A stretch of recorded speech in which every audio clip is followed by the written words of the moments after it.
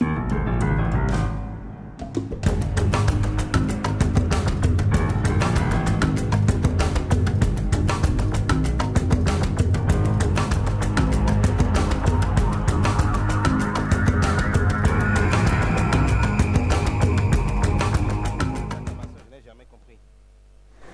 c'est un prétexte éternel. Là. Vous acclamez trop pour rien. Il faut laisser les acclamations tranquilles. Alors, je vous salue dans le nom précieux de Jésus. D'accord? Vous savez, les petits détails comptent chez Dieu. Il ne faut pas multiplier les rituels qui poussent à l'orgueil. Moi, j'ai la chance, j'ai dépassé le niveau de pouvoir tomber dans ce piège d'orgueil. Mais c'est en applaudissant comme ça les hommes de Dieu que les gens finissent par leur faire croire qu'ils sont ceux qui ne sont pas. Et quand vous applaudissez comme ça le serviteur de Dieu qui est devant vous, cela fausse votre image de ce qu'est un serviteur de Dieu. Et quand vous-même vous allez grandir un peu, devoir être des serviteurs de Dieu, vous vous attendrez à ce qu'on vous applaudisse comme ça. Or, un serviteur, c'est un serviteur. Je ne vois pas pourquoi on devrait applaudir un serviteur. Donc, franchement, si on peut laisser tomber ces affaires d'applaudissements-là, et se concentrer sur la parole de Dieu, ce sera meilleur. On n'est pas là, jeune chambre ou un gala où quand on introduit quelqu'un, on doit l'encenser. Ici, il n'y a que Jésus qui a besoin d'être encensé. C'est des petits détails qui sont importants. Alors, on va y aller rapidement. J'ai vu qu'il y a beaucoup de questions intéressantes. Commençons rapidement pour gagner du temps. J'ai vu aussi qu'il y a une série de questions sur le pardon. Donc, il y a des questions qui se recoupent en fait, qui veut dire la même chose. Donc, commencez à donner les questions, on va y répondre rapidement. La première question qui a été posée, oui. C'est comment gérer l'âme sœur. C'est-à-dire, après que tu aies trouvé celle-là qui t'est destinée, comment est-ce que tu dois cheminer, comment est-ce que tu dois marcher avec elle? Alors, ça, c'est une question relevant de notre séminaire que celui-ci.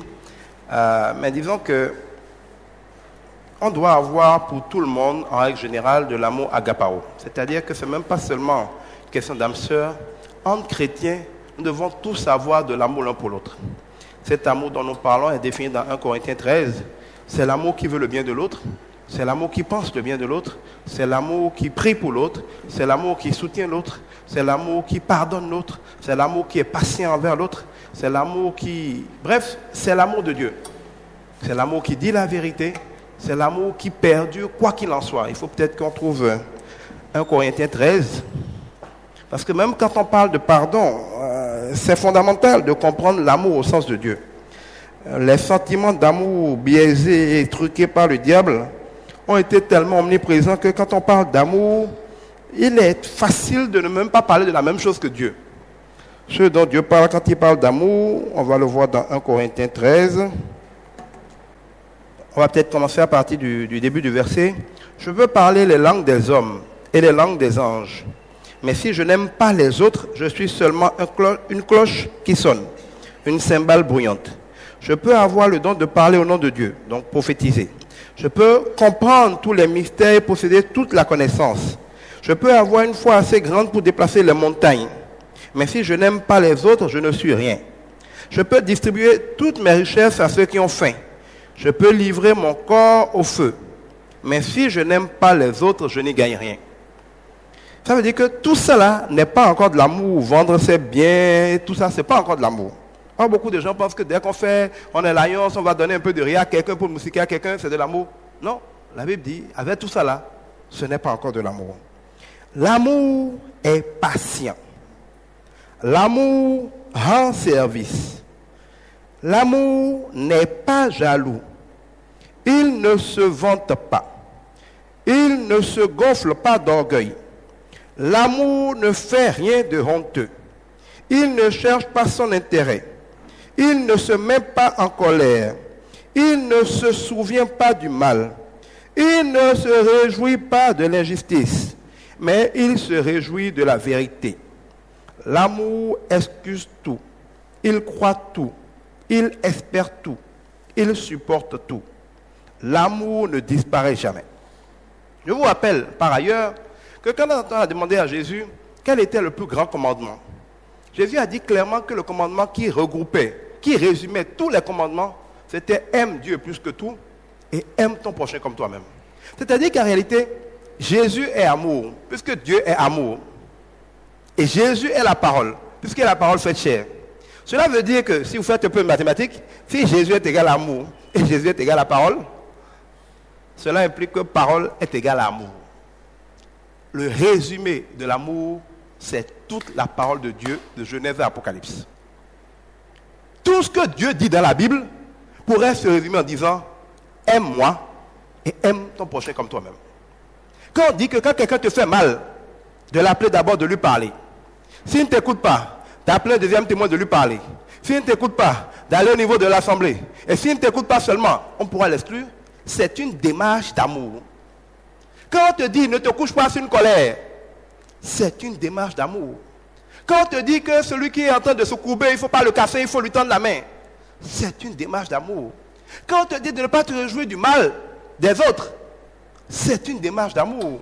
Quand on dit porter les fardeaux les uns des autres, c'est une démarche d'amour. Quand on dit quand quelqu'un est en joie, réjouissez-vous avec lui, mais quand il est triste, soutenez-lui, c'est l'amour. Tout ce que la Bible dit, c'est l'amour. Et donc, aimer les autres, au sens de Dieu, c'est vivre en relation avec Dieu et en relation avec les autres, en suivant les prescriptions que Dieu nous a données. Le béaba, c'est ne vole pas la femme de ton prochain, ne sois pas jaloux de lui, ne convoite pas ce qui lui appartient, ne tue pas les gens, ne mens pas sur les gens, ainsi de suite. Mais en réalité, l'amour au sens de Dieu, c'est toute la parole de Dieu. Et c'est un peu résumé ici quand on dit la patience. Et je fais le lien entre l'amour ici et le pardon. Beaucoup de gens, de mon point de vue, n'ont pas compris le pardon dont Jésus parle. Pardonner quelqu'un qui vous a offensé, ce n'est pas forcément aller l'embrasser, redevenir ami avec lui, continuer de faire avec lui tout ce que vous avez toujours fait qui posait problème. Mais si c'est ça, on pourrait dire que il y a des fois Dieu ne pardonne pas, il y a des fois Dieu n'aime pas, parce que Dieu parfois punit, et Dieu détourne sa face des gens, ainsi de suite. Quand par exemple, le riche vient voir Jésus et dit comment je fais pour te suivre, Jésus dit, vends tout est bien sur moi. Le riche est déçu, il s'en va. Est-ce que Jésus dit non, viens, quel que soit le prix, il faut que je reste avec toi, il le laisse partir? Ou bien? Donc, le pardon n'est pas ce que vous croyez. On prend le cas d'Isaac. Quand Isaac était persécuté par ses voisins, il construit un puits-bouche. Évidemment, Dieu l'a inspiré, il a été plus rapide qu'eux. Il construisait les puits plus vite qu'il ne pouvait boucher. Quand ils ont été battus, ils ont voulu faire la paix avec lui. Isaac a accepté de faire la paix avec eux. Il a même donné un grand festin pour faire la fête avec eux. Mais immédiatement après le festin, il a pris son chemin. Ils ont pris leur chemin.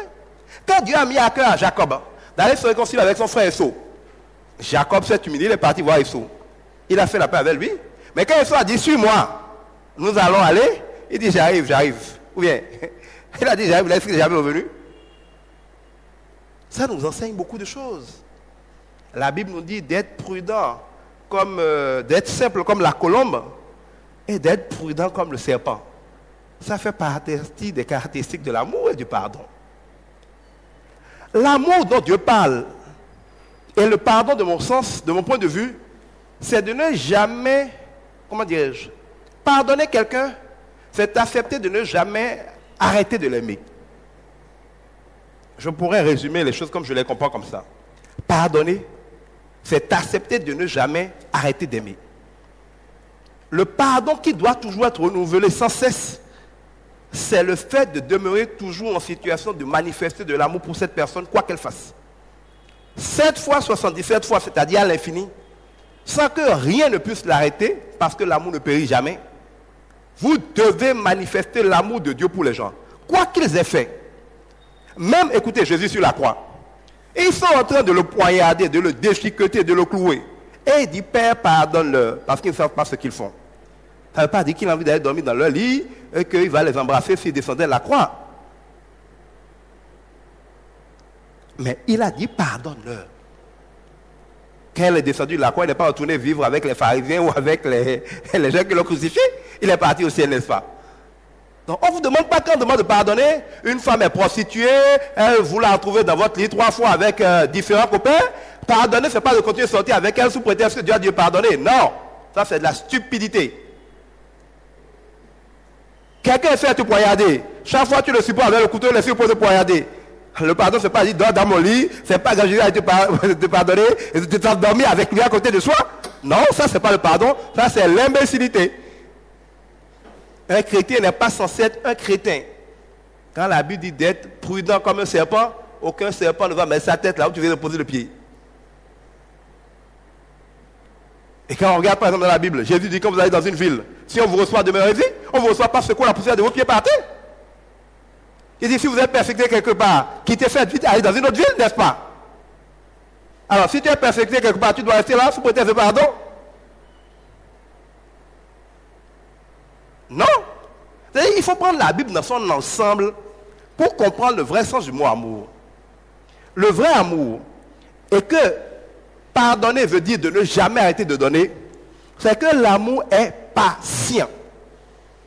La patience, c'est que tu n'es pas pressé et tu acceptes d'attendre. Quelqu'un te persécute. Tu l'évites, d'accord, parce que tu ne vas pas donner non plus inutilement à persécuter, à maltraiter. Mais quelque part, on dit l'amour croit tout. On doit avoir quelque part, l'amour croit tout. L'amour veut que tu te dises c'est un enfant de Dieu. Il ne sait pas ce qu'il fait. Il est manipulé par le diable. Moi, je vais l'éviter parce que pour le moment, c'est un fou dangereux dans les griffes de Satan.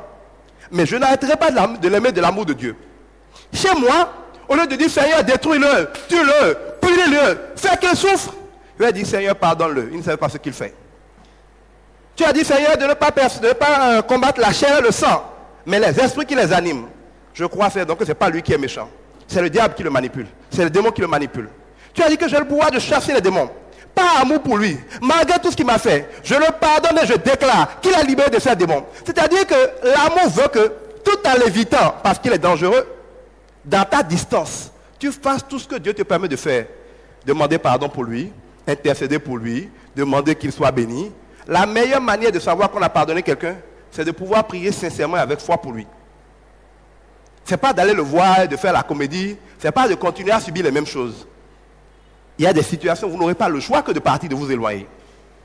Il y a même des fois où on arrive à garder de bonnes relations avec les gens qu'en les évitant. Parce que chaque fois vous voyez, c'est des problèmes. Dans ces conditions, ce que Dieu te réclame, ce qu'il dit de faire avant de venir payer, avant de venir prier, ce n'est pas que tu arrives à te faire embrasser par tout le monde. La preuve, comme vous le dites, si c'est ça, tu peux aller voir quelqu'un et aussi de faire la paix avec toi.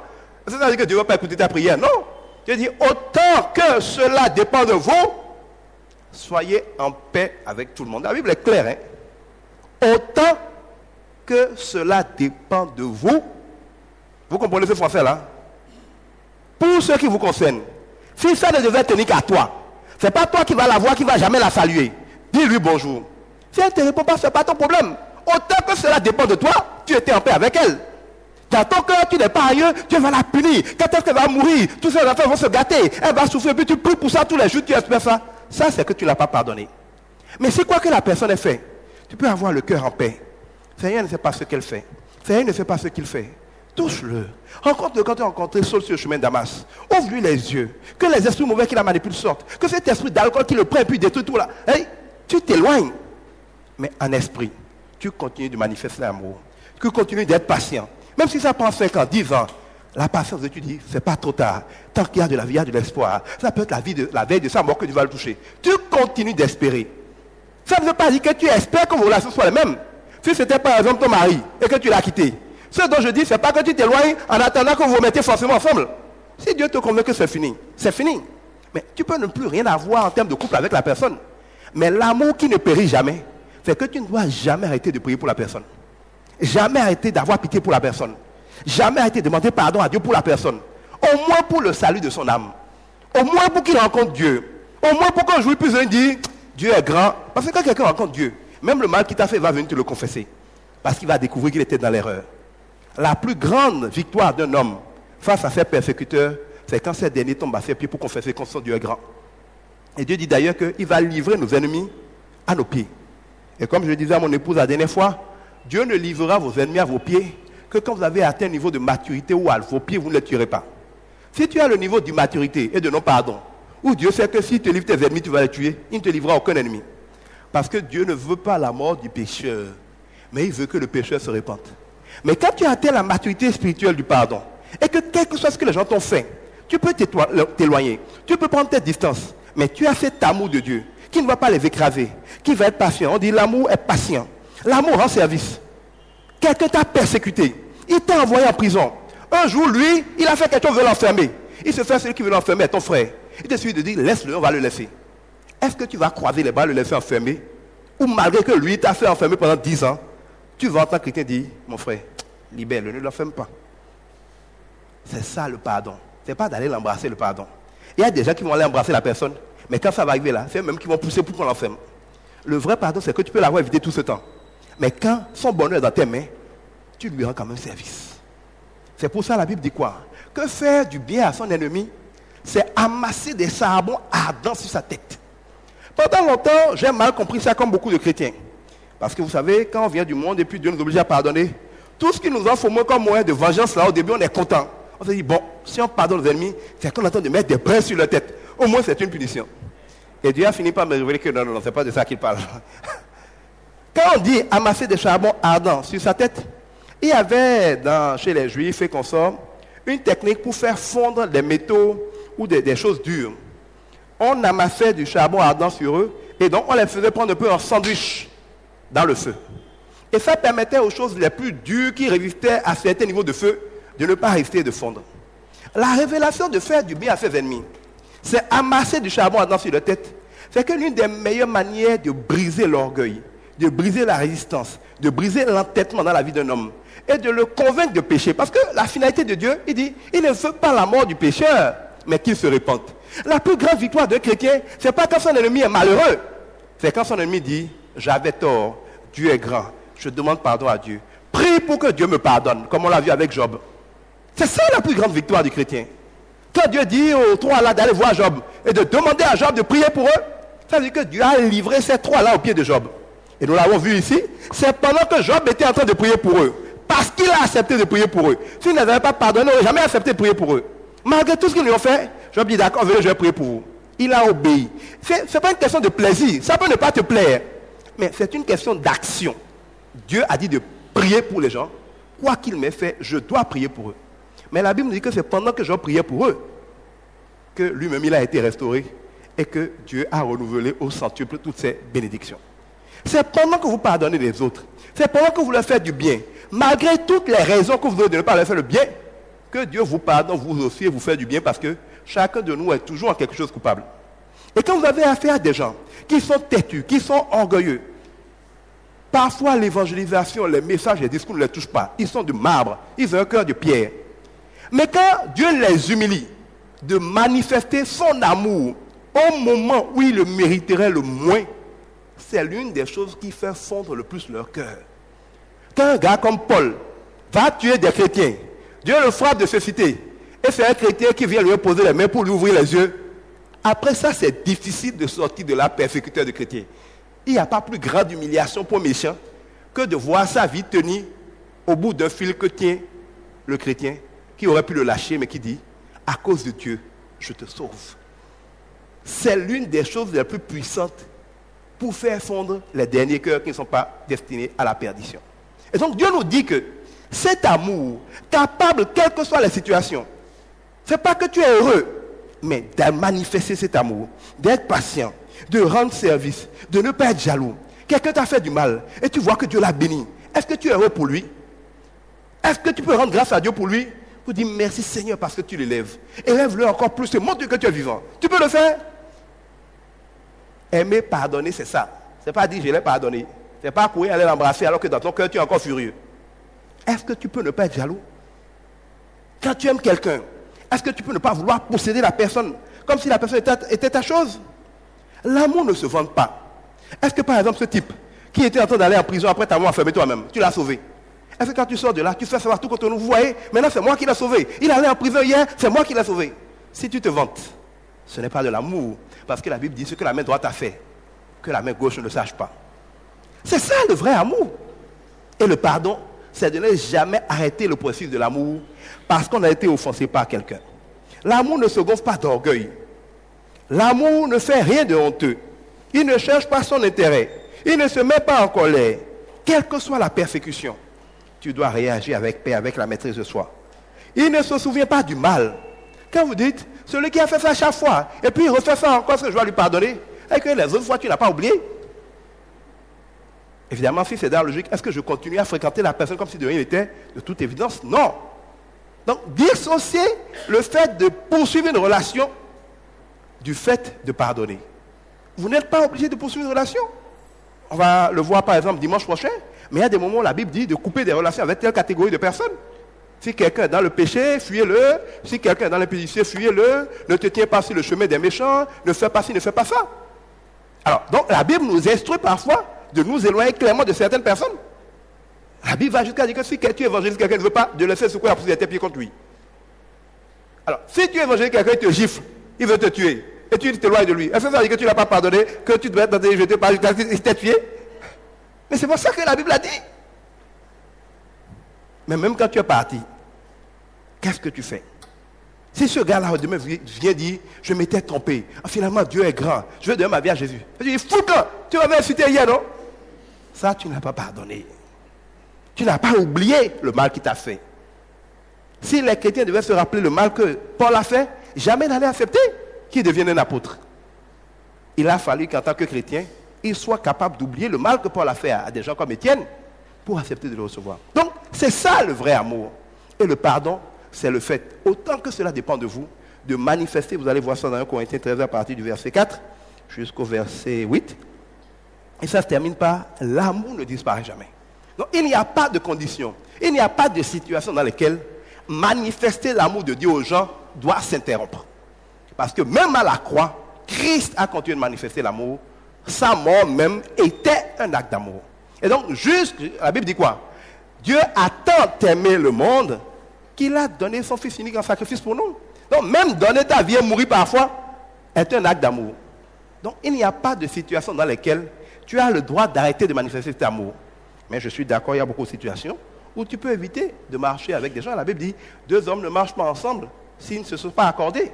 Donc, quand tu n'es pas en accord avec quelqu'un, Dieu ne te reproche pas de ne pas marcher avec la personne. Mais même si tu ne marches pas avec la personne, même avec tes ennemis, tu dois leur manifester le vrai amour de Dieu. Alors, comment on chemine avec des gens? Je dis, d'abord, il faut avoir, entre frères chrétiens, entre sœurs chrétiens, on doit tous avoir de l'amour les uns pour les autres. Parce que l'un des pièges aussi de l'Église, c'est l'indifférence. Il n'est pas normal que des gens qui s'appellent frères et des gens qui s'appellent sœurs, des gens qui sont des enfants d'un même père, s'ignorent. Il n'est pas normal qu'on soit une petite communauté, que l'un d'entre nous puisse un jour ne pas avoir de quoi manger et ne connaît le numéro de personne parmi nous qui peut appeler pour manger. Ce n'est pas normal. Ce n'est pas normal. On ne demande pas aux gens de devenir des mendiants. Mais nous devons pouvoir nous soutenir. Non, ça c'est clair. Parce qu'il y a toujours des escrocs dans les églises où quand on prêche l'amour, ils viennent te voir et tu sens de toute évidence, quand tu as un peu de discernement de l'esprit, que certains escrocs veulent en profiter pour mendier. Ce n'est pas de ça qu'il s'agit, parce que le Saint-Esprit donne toujours le discernement de quoi il s'agit. Et chacun doit se battre. La Bible dit, celui qui ne travaille pas, qui ne mange pas. Qu'un gars soit paresseux, qu'il cultive la paresse et qu'il soit mendiant, la Bible dit de l'exclure. Que celui qui vient, il est désabusé, il est abattu. On va l'aider, on va le donner à manger, on va le loger, mais on va immédiatement lui apprendre à travailler. Si on voit qu'il est entêté, qu'il ne veut pas travailler, qu'il se plaît dans cette situation de paresse, où il veut vivre perpétuellement dépendre des autres sans travailler, la Bible nous instruit de lui dire, oh là là, et s'il ne veut pas comprendre, de le sortir. Tout est écrit. Tout est écrit. Mais il n'est pas normal que quelqu'un ait un gros coup, que son enfant soit malade, qu'il faille 3000 francs pour le sauver, et qu'il dise qu'il est chrétien, ne peut pas appeler un frère, au moins pour prier pour lui, et quelqu'un qui va payer les 3000. Ce n'est pas normal si nous sommes une église. Ce n'est pas normal. Regardez dans les Actes des Apôtres. Les apôtres vivaient ensemble avec le peuple. Ils avaient tout en commun. Ils partageaient tout. Parce que si nous sommes tous des esclaves de Jésus, rien n'appartient à personne. Si tu es mouton de quelqu'un, tout ce que tu as comme possession en tant que mouton appartient à la personne. Si par exemple un mouton même bas a peut-être 3 agneaux, 4 agneaux, 5 agneaux, les 5 agneaux n'appartiennent pas à la brebis, elles appartiennent au propriétaire de la brebis, ou bien quoi que tu aies, ça appartient à Jésus. Puisque toi, tu as été racheté par Jésus. Je ne veux pas acheter un mouton et ce qui sort du mouton va me dire que ça appartient au mouton. Ou bien, le mouton m'appartient, donc tout ce qui lui appartient, m'appartient. Alors, si tout ce qui appartient au mouton m'appartient, et tous mes moutons sont à moi, il n'y a pas normalement de cloisonnement entre les biens de mes différents moutons. Donc, si vous comprenez la parole de Dieu, ce qui est à moi est à Jésus. Ce qui est à toi est à Jésus. Et la Bible dit d'ailleurs que nous sommes les intendants des biens de Dieu. Intendant, ça veut dire quoi? Je t'ai confié de me gérer ça. J'ai un grand champ, je mets un intendant dessus. Celui qui est dans le village, je vois, il joue le propriétaire, c'est lui qui est sur le champ. Donc ceux qui ne savent pas qui c'est, croient que c'est le propriétaire. Mais la vérité, c'est que ce n'est pas son affaire. Moi, je l'ai le salarié, il est là seulement. Et il y a plein de sociétés au Bénin, vous voyez des gens, les appellent DG. On croit qu'ils sont les propriétaires. Ils ne sont pas les propriétaires, ils sont des salariés de quelqu'un qui est peut-être à l'extérieur ou qui est caché. Et ils sont en train de diriger. Mais si tu ne connais pas, il se comporte exactement comme un patron. Mais la différence, c'est quand le vrai patron lui demande n'importe quoi, il gicle pour le faire. Si le vrai patron lui envoie de ses amis pour dire remets-lui telle chose, il gicle pour le faire. Mais si le vrai patron appelle un intendant, lui demande de remettre quelque chose à de ses amis, il ne donne pas, ça commence à poser problème. Immédiatement, le vrai patron se demande s'il a raison de confier ses biens à cette personne-là. Tout ce que tu as comme don, comme argent, comme opportunité, c'est pour toi, dans le sens où Dieu te l'a confié. Mais c'est d'abord pour Dieu que tu l'a confié. Tant que Dieu ne te le demande pas, tu es libre d'en jouir. Je te mets sur mon champ, tout ce que tu peux manger, mange-le, il n'y a pas de problème. Mais le jour où je t'envoie mon fils, je dis remets-lui une tubercule d'igname, et qu'il revient me dire que tu l'as chassé de mon champ, que toi tu bouffes depuis 10 ans, je ne t'ai rien demandé. Toi-même, tu sais que tu peux pas rester sur le champ un mois de plus. N'est-ce pas? Dieu te donne de l'argent, il te donne un emploi, il te donne la santé. Et un jour, il t'envoie l'un de ses enfants. Parce que si tu dis notre père, c'est que tu reconnais que c'est aussi son père comme ton père. Cet enfant-là a besoin de 2000 francs alors que tu as 2 millions. Et tu dis à cet enfant de ton père de mourir que ce n'est pas ton problème, parce que toi, tu ne veux pas lui donner la partie des biens de ton papa qui est chez toi. Ton papa peut te pardonner ça? C'est ça la vie chrétienne. C'est ça la vie chrétienne. Nous appartenons à Dieu. En fait, c'est parce que nous appartenons à Dieu qu'il s'occupe de nous. Quand tu as un mouton, tu le nourris, tu le soignes, tu t'occupes de tout. Je ne vais pas prendre le mouton de quelqu'un dans la rue et m'en occuper, non? Est-ce qu'on s'occupe des moutons des autres?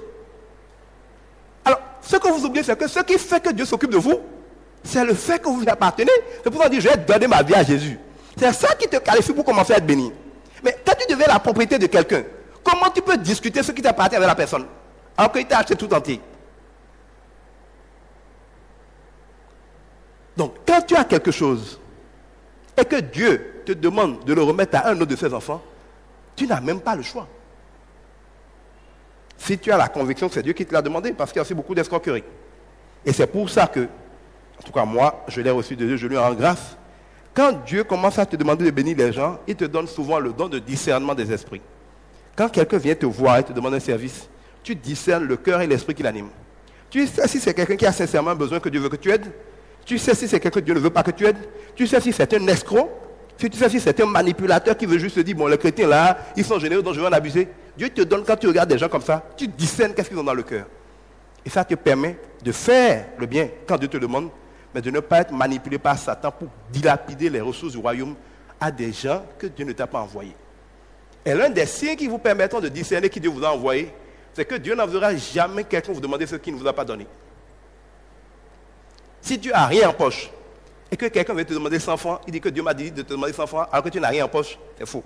Tu sais que tu n'as rien en poche, je ne vais pas t'envoyer quelqu'un qui va te demander 100 francs. Mais si tu as 2000, et Dieu envoie quelqu'un te demander exactement 2000, ou bien tu as 1800, et Dieu envoie quelqu'un te demander exactement 1800, là tu as des problèmes, parce que ça veut dire que il y a de fortes chances que c'est Dieu qui l'a envoyé. Et cela est d'autant plus vrai dans les moments où tu attends une grande bénédiction. Quand vous regardez dans la Bible, Jésus n'a jamais fait de miracle. Dieu ne fait jamais un miracle sans demander une semence. Quand ils ont voulu avoir le vin, il leur a dit, puisez-moi de l'eau. Offrez-moi de l'eau. Quand ils ont voulu avoir à manger pour 12 000 personnes, donnez les 2 pains, donnez les 5 poissons. Ils ont dû offrir ça pour que Jésus fasse le repas. Quand la veuve a eu besoin de sortir de la pauvreté, tu as quoi? L'huile, donne-le-moi. Tu as quoi? Des mesures de farine, donne-le-moi. On donne toujours quelque chose à Dieu. Dieu bénit l'œuvre de nos mains en termes de travail, mais en termes aussi de dons. Donc quand Dieu veut te bénir, Il organise des telles circonstances pour que tu puisses semer. Et a fait que lui puisse donner une bonne récolte. Donc, quand tu attends Dieu, Dieu t'envoie généralement quelqu'un. Selon le principe que Dieu te traite comme tu traites les autres. Et qu'il t'arrose comme tu arroses les autres. Donc, quand tu attends d'être arrosé par Dieu, il va souvent t'envoyer des gens que tu es censé arroser. Et la manière dont tu les arroseras déterminera comment Dieu aura le droit de t'arroser. Tu attends 2 millions. Il ne te reste que 200 000 francs sur toi. Tu étais en train de dire, les 200 000 francs sont là, il me reste 1 800 000 à chercher. Si Dieu envoie quelqu'un, et tu as la conviction que c'est un problème sérieux, la personne dit, donne-moi les 200 000 francs. Et tu sens que c'est une question de vie ou de mort, c'est important. Cours et donne-lui les 200 000 francs. Alors, grâce à Dieu. Si tu refuses de donner les 200 000 francs, tu ne verras jamais tes 2 millions. Jamais. Mais si tu les lui donnes, ça ne mettra pas longtemps avant que tu verras tes 2 millions.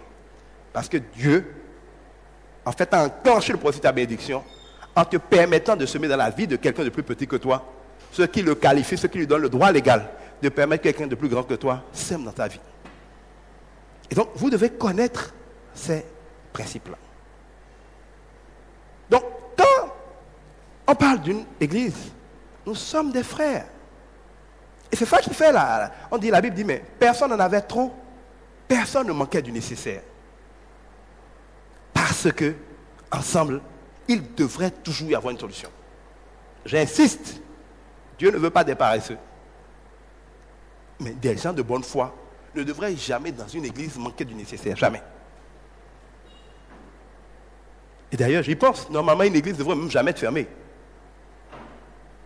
Au sens vrai du terme, nos bâtiments devraient être toujours ouverts. Si quelqu'un se balade la nuit, qu'il a un problème, il doit savoir que quand il arrive ici, c'est toujours ouvert, il y a quelqu'un qui peut le recevoir. À la maison, Dieu ne peut pas être fermé, Dieu ne peut pas être en train de dormir. C'est ça la vérité. C'est ça la vérité. Nous devons y repenser parce que nous avons tendance à avoir une foi sélective. Vous croyez que Dieu pourvoit à tous vos besoins? Vous ne croyez pas à ce qui implique qu'il pourvoit à tous vos besoins que vous lui apparteniez.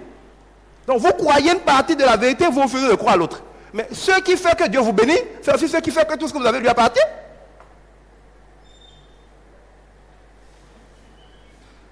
Vous devez intégrer cela. Et donc, quand tout le monde a cet amour, il n'y a pas de suspicion. On est censé à un moment, quand vous avez identifié, par différents mécanismes, et vous avez la conviction que c'est Dieu qui vous a dit telle personne est l'âme sœur, vous devez déjà aller voir parfois la personne directement.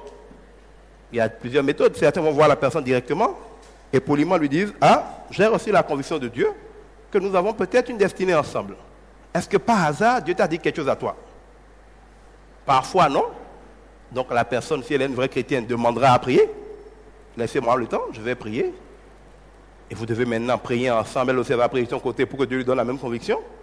Parfois, et souvent, la personne aussi a déjà reçu, et généralement c'est plutôt le cas, a déjà reçu aussi des signes qu'il y a quelque chose entre vous deux. Quoi qu'il en soit, d'abord, toujours prier ensemble pour avoir la confirmation. Ensuite, prendre le temps de se connaître sainement.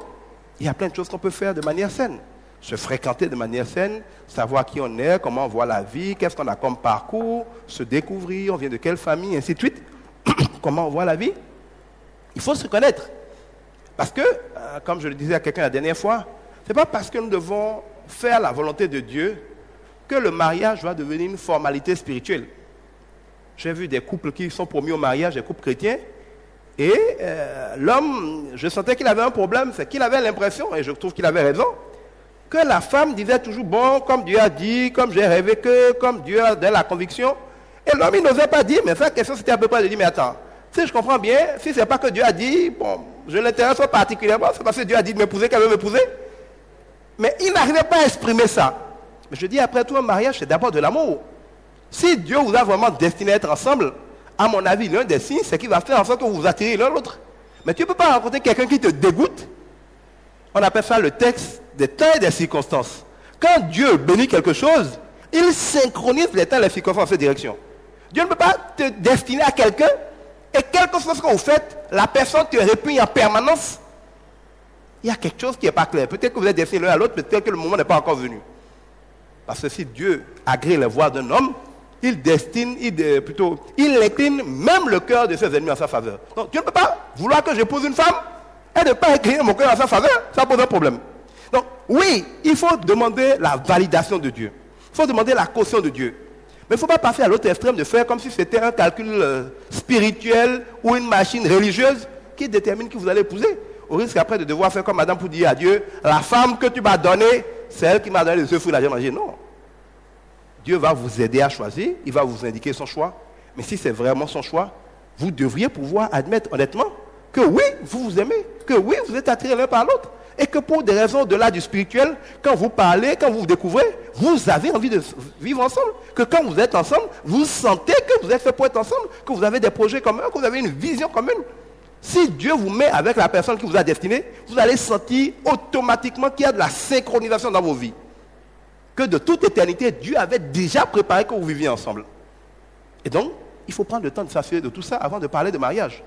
Après, il faut choisir à quel moment il faudra poliment se rapprocher des parents. Aussi bien les parents géniteurs que parfois les parents spirituels des uns et des autres pour dire « Ah, nous nous connaissons et nous envisageons de nous épouser. Nous voulons savoir qu'est-ce que vous en pensez, vous qui êtes nos aînés, prendre vos conseils, comment ça se passe, quel est le cheminement. » Et ces aînés-là vont vous parler, ils vont vous dire « Ah, il faut faire ci, il faut faire ça, est-ce que vous êtes sûr ?» Généralement, à leur niveau, ils vont chercher à en avoir aussi la conviction du Saint-Esprit, s'ils sont vraiment inspirés. Et quand ils l'auront, ils vont vous aider. Vous allez faire certainement à un moment la connaissance des parents. Après, vous allez faire la dot et vous allez faire votre mariage. L'idéal dans tout cela, c'est de ne pas être passé au sexe. Ce qui accroît de beaucoup le bonheur que vous pouvez avoir quand vous êtes à deux. Et là, nous sommes dans un monde où beaucoup de gens ont déjà commis l'erreur. Ce n'est pas grave, Dieu ne veut pas la mort du pécheur. Mais ceux qui ont encore la grâce de ne pas être encore passé au sexe avant de se marier, c'est une chance extraordinaire qu'il faut sauver. Parce que la gloire d'un mariage où on n'a pas commis le péché de la fornication avant est toujours plus grande. Et en général, le péché de la fornication vous empêche de bien discerner les personnes. Dès que le sexe rentre en ligne de compte, vous n'êtes plus très lucide pour choisir.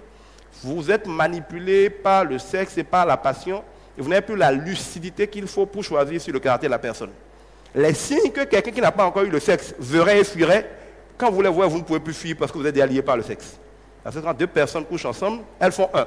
Donc si tu as des affaires au lit avec quelqu'un, même quand la personne fait des choses que Dieu te dit dans ton cœur, fous le camp, tu ne peux plus foutre le camp n'importe comment.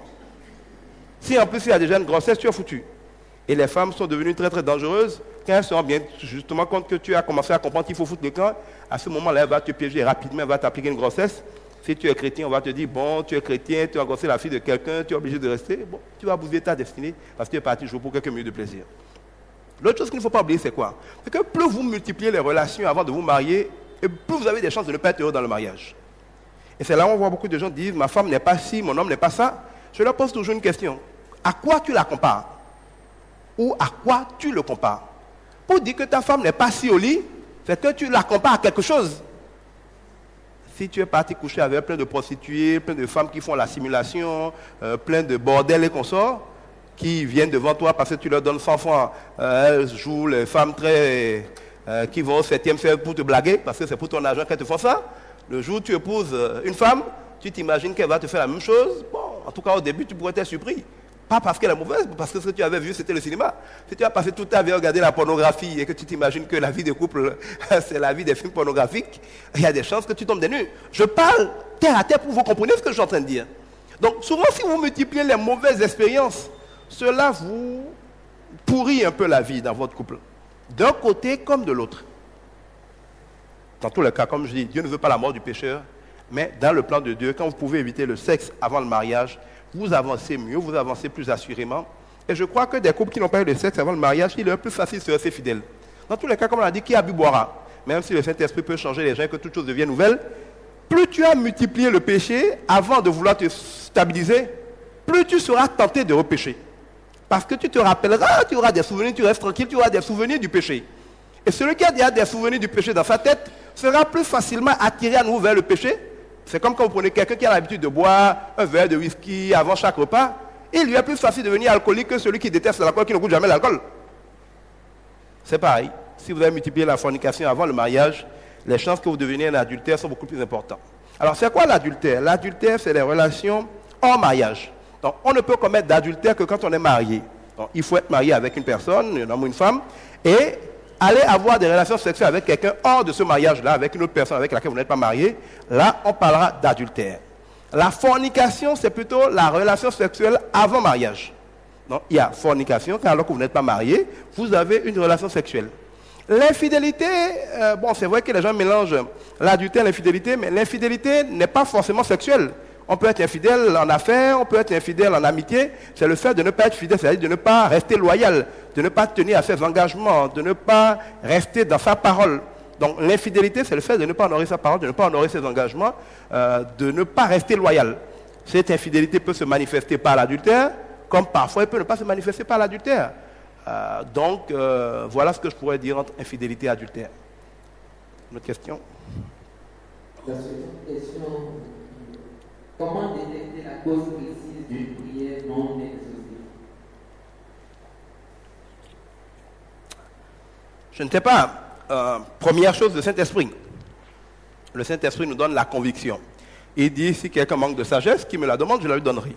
Donc, si tu manques de sagesse, donc tu ne sais pas pourquoi Dieu ne t'a pas parlé, ou pourquoi il ne t'a pas répondu, pourquoi il ne t'a pas exaucé, conformément à sa parole qui dit, si quelqu'un manque de sagesse, qu'il la demande à Dieu, qui donne à tous sans les juger, Dieu donne à tous sans les juger, il n'y a pas de condition pour que Dieu te parle. Il n'y a pas de condition pour que Dieu te donne la sagesse. La seule condition, c'est que tu crois sincèrement qu'il te répondra. Donc, si tu as l'impression que Dieu ne t'a pas exaucé, tu veux savoir pourquoi, tu demandes avec sincérité, avec foi qu'il te répondra à Dieu, pourquoi il ne t'a pas exaucé. En général, je crois que c'est la première, la plus importante des choses pour que Dieu te dise, qu'il te mette à cœur, qu'il te révèle pourquoi il ne t'a pas parlé ou pourquoi il ne t'a pas exaucé. Maintenant, l'autre chose que tu peux faire, c'est qu'il faut faire un peu un checking. D'ailleurs, je rêvais de faire ça, c'est peut-être un peu compliqué, je n'ai pas encore eu le temps. Je rêvais de faire un checking de l'exaucement dans différents domaines.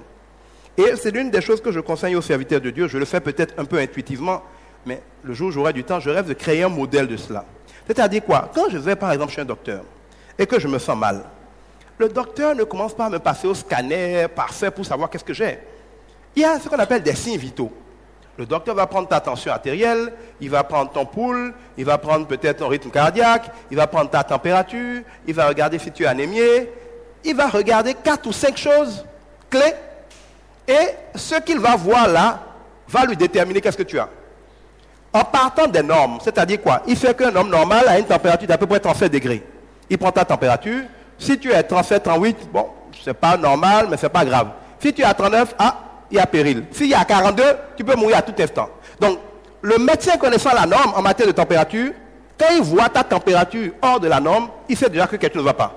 Et qu'est-ce qu'il fait? Il va d'abord baisser la température. Quel que soit ce que tu as, ce n'est pas son problème. Il va d'abord te mettre un médicament, un produit, un traitement qui baisse la température parce que cette température est une menace pour ton corps. S'il prend ta tension, il voit que la tension est très élevée, tu as une tension 19. Mais ce type-là peut mourir à tout instant. Il va te dire, même, tu es encore debout, c'est bizarre. Immédiatement, il va t'injecter un produit qui va avoir tendance à ramener ta température à la norme. Donc, il surveille les normes. Et tout ce qui n'est pas dans les normes, il le ramène à la norme. Généralement, dès qu'il a ramené les choses à la norme, tu te sens mieux. Si tu tremblais, si tu avais des fièvres, si tu vomissais, si tu avais des vertiges, dès que les choses sont ramenées à la norme, tu te sens bien. C'est maintenant que le médecin va faire des analyses plus approfondies pour voir en fait de quoi tu souffrais, c'est le palud, c'est le sida, c'est le diabète. C'est après ça maintenant qu'il va traiter les problèmes de fond. Cela devrait être pareil dans la foi. Quand les gens arrivent, on ne devrait pas se précipiter pour commencer à déclarer des choses sur leur vie. Au nom de Jésus, Dieu t'a béni, tu es merveilleux, Dieu est avec toi. Non. Dieu dit malheur au serviteur de Dieu qui dit au coupable qu'il est innocent et qui a dit l'innocent qu'il est coupable. Beaucoup de serviteurs de Dieu tombent dans ce piège de bénir des gens qui ne devraient pas être bénis. Une femme, par exemple, est adultère, fout le bordel dans son couple. Elle vient voir, mon mari est ainsi, il m'a chassé la maison, il n'est pas sérieux. Puis on est là, on commence à prophétiser contre le mari, à la délivrer, à appeler le diable, ainsi de suite. Alors que la vérité, c'est que cette femme-là est une pécheuse, qu'il faudrait la reprendre, l'inviter à se repentir, à demander pardon à son mari, à changer de vie simplement. Mais sans aucun discernement. Combien d'hommes de Dieu ne commencent pas à dire n'importe quoi et à diaboliser ce mari sans avoir l'humilité de l'appeler et d'écouter sa version des faits. C'est-à-dire qu'ils traitent les problèmes même sans amour. Des gens viennent vous voir, ils sont de simples paresseux. Ils disent qu'ils sont pauvres, vous commencez à prier contre l'esprit de pauvreté, les malédictions familiales. Le gars est paresseux, il faut discerner qu'il est paresseux. Lui dire ce que Dieu dit, la paresse, il invité à se repentir de la paresse. Il n'y a rien d'autre. Il n'y a rien d'autre. Il y a des gens qui sont trop orgueilleux pour travailler. Ils ont une conception du travail, et tant qu'ils n'ont pas un travail de bourgeois avec un titre foncier où ils ne font rien mais où on les paye, ils ne veulent pas travailler. Il n'y a pas de prière à faire pour ce gars-là pour qu'il ait du travail. Il y a à lui enseigner la vérité, qu'il est en train de faire preuve d'orgueil, qu'il est en train de faire preuve de paresse, et que dans ça, Dieu ne peut pas le bénir. Mais pour faire ça, ça veut dire qu'il faut connaître la parole de Dieu. Pour que quand quelqu'un vous présente des symptômes, vous sachiez quoi regarder. Quand par exemple une femme viendra vous poser un problème de couple, qu'est-ce qu'il faut regarder? Est-ce que c'est une femme humble? Quelle est sa relation, quelle est sa perception de la relation dans le couple?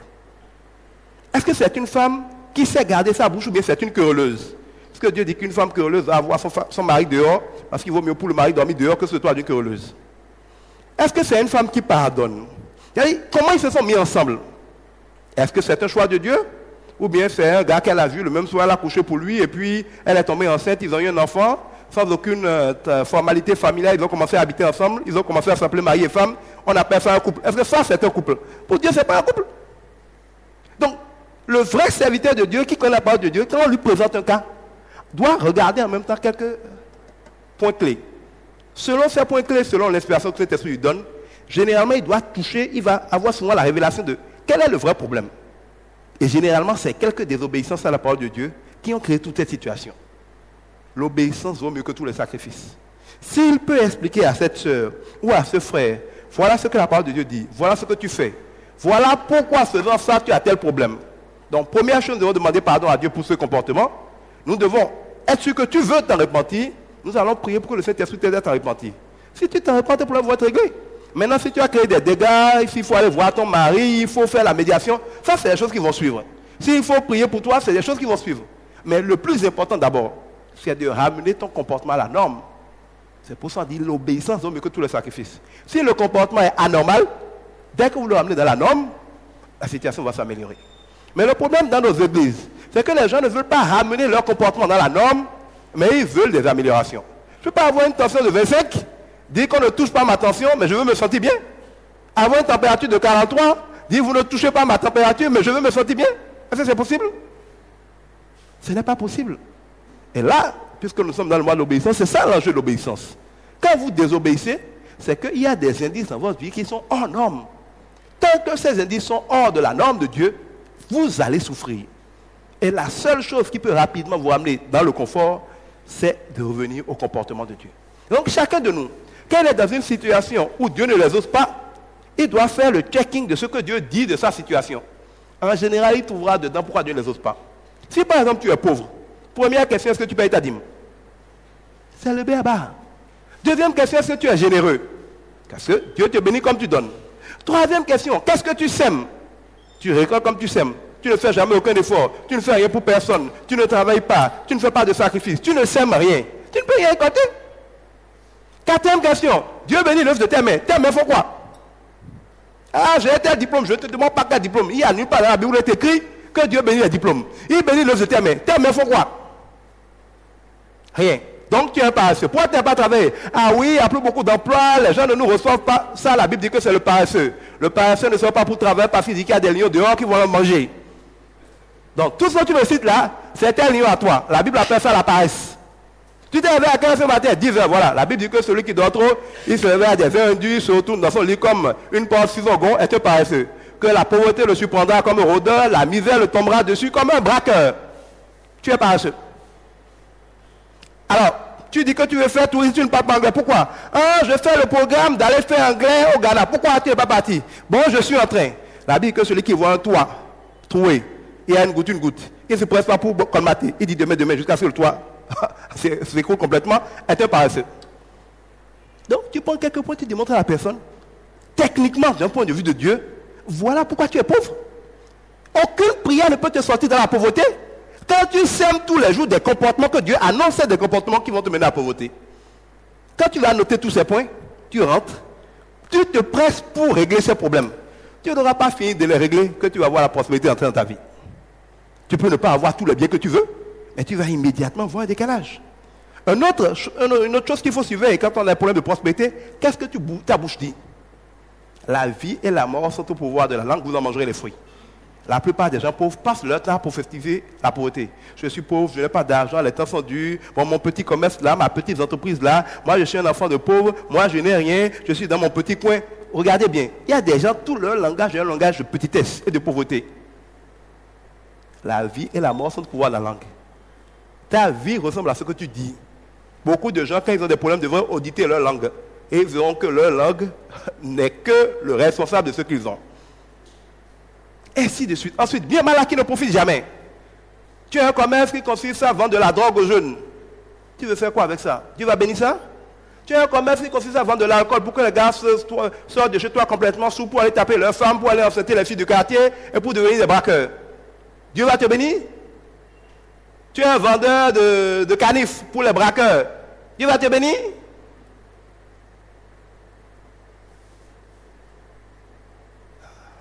Qu'est-ce que tu fais pour gagner ton argent? Mais tu es une prostituée. Dieu va te bénir?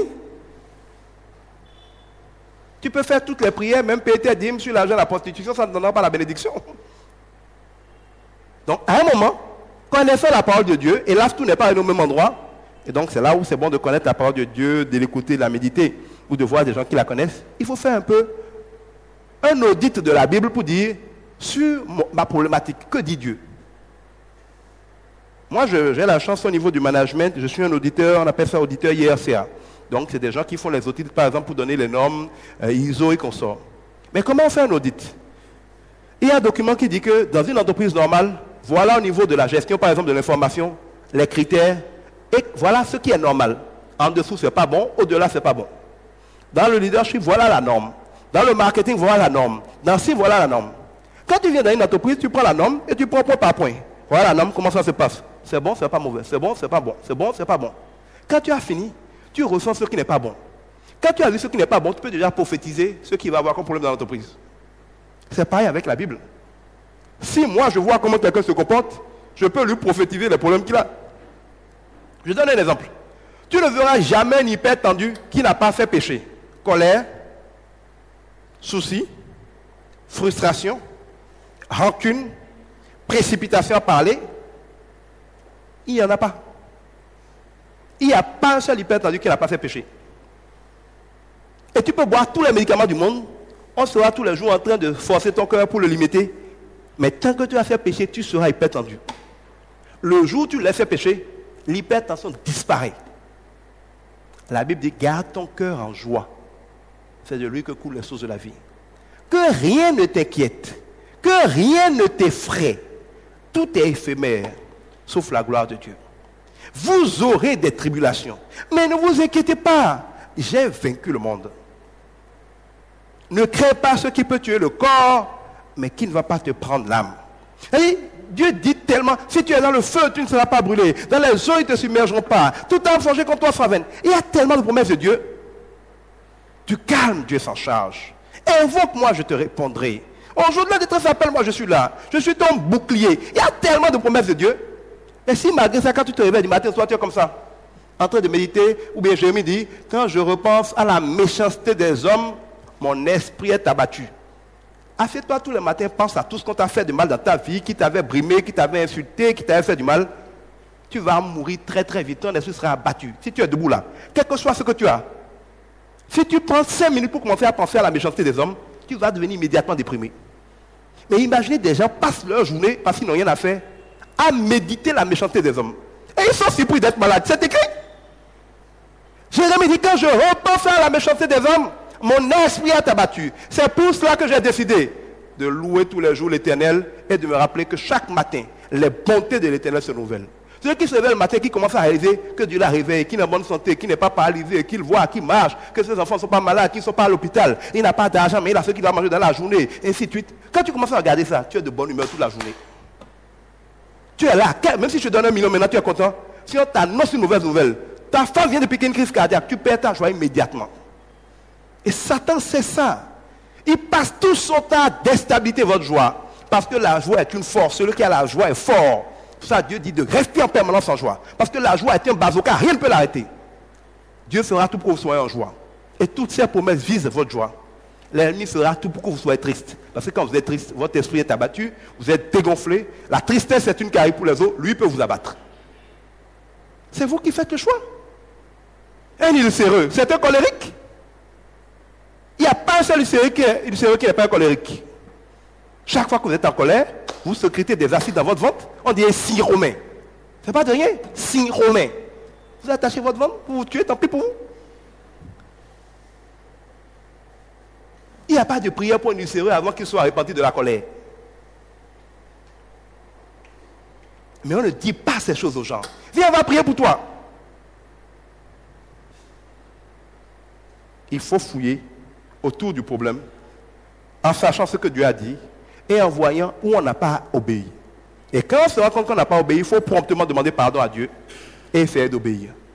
Et le fait de se mettre rapidement en règle pour obéir à Dieu, quand on découvre ce qui ne va pas, accélère plus vite les bénédictions que d'être en train de parler. Donc quand Dieu ne vous répond pas, quand il ne vous exauce pas, méditez la parole de Dieu, voyez en quoi vous ne lui obéissez pas. Merci. La troisième question de Jésus. Comment augmenter sa foi? La foi vient de ce qu'on entend de la parole de Dieu. La foi, c'est de voir, c'est de croire que Dieu existe et d'agir en conséquence. Et donc, comme je l'ai déjà donné dans un enseignement ici, ceux qui n'étaient pas là, vous pouvez le prendre. La foi est pour votre vie spirituelle ce que vos membres sont pour votre vie, pour votre corps. Mon corps ne peut rien faire si je ne vois pas. Parce que pour me déplacer, je me déplace sur la base de ce que j'ai vu. C'est pour ça que la Bible fait une opposition de marcher par l'esprit, marcher par la chair. Comment nous marchons ordinairement? Mes yeux voient, donc je décide où je peux mettre le pied. Je touche, quand je suis aveugle, donc je décide où je peux aller. J'entends, je décide comment je réagis. Ce sont nos 5 sens qui nous donnent des informations permettant à notre corps de décider comment se déplacer et comment il va se comporter. Si je me rends compte par exemple que là, il y a un grand trou, donc mes yeux m'ont montré un grand trou, je ne vais quand même pas marcher dedans pour tomber dedans. Je vais changer de chemin. Ça, c'est au niveau de mon corps. Mais l'équivalent existe au niveau de l'esprit. La foi est l'équivalent de tous les sens pour l'esprit. Dans le domaine spirituel, tu ne vois pas toujours tout, sauf quand Dieu te donne des révélations. Mais tu ne peux pas non plus pour autant marcher comme un aveugle. Tu dois marcher, non pas par la chair, parce que ce n'est pas de chair qu'il s'agit, mais par l'esprit. Là où tu vas mettre les pieds, qu'est-ce que tu peux faire? Qu'est-ce que tu ne peux pas faire? Quand il faut courir, quand tu entends beau, tu tournes la tête pour regarder. Mais voilà, il n'y a pas d'oreille pour entendre beau dans le règne spirituel. Donc quand le sorcier vient de lancer une flèche contre toi, comment tu vas le savoir? Qu'est-ce que tu vas faire?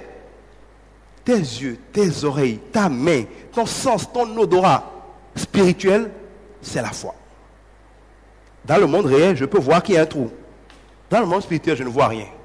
Mais la foi venant de ce qu'on entend de la parole de Dieu, la parole de Dieu me dit attention. Quand tu acquiers mal bien, ça crée un trou devant toi parce que bien mal acquis ne profite jamais. Si tu décides de ne pas croire et tu acquiers les biens comme un bandit, c'est comme si tu as vu un trou spirituel et tu as marché dedans. Quand tu vas tomber dans le trou et mourir, il ne faut pas pleurer. Parce que personne ne va dans la direction où il a vu un trou.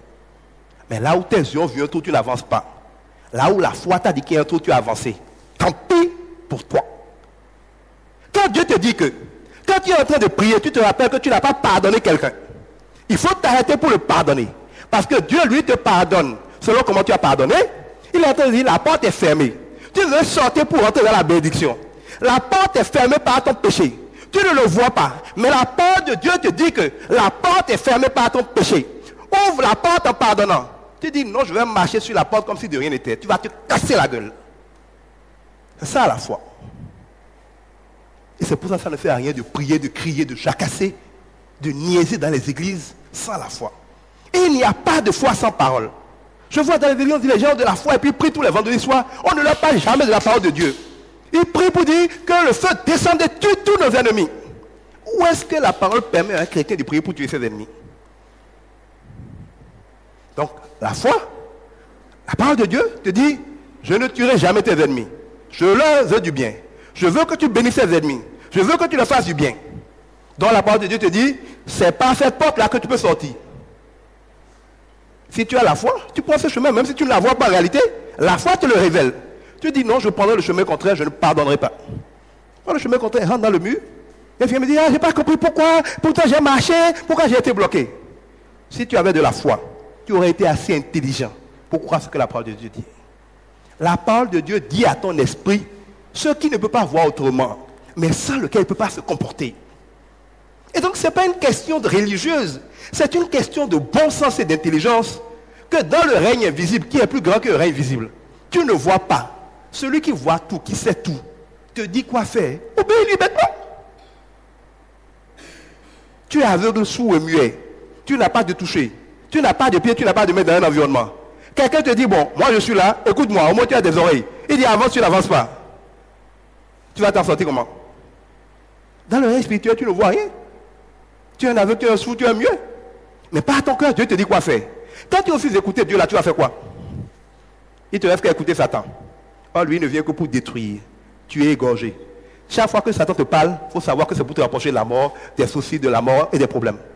Donc, si tu choisis d'écouter le diable, tu as dit, tu es malade, tu l'écoutes. Tu vas avoir chaud, tu l'écoutes. Tu es pauvre, tu l'écoutes. Il ne vient pas te plaindre.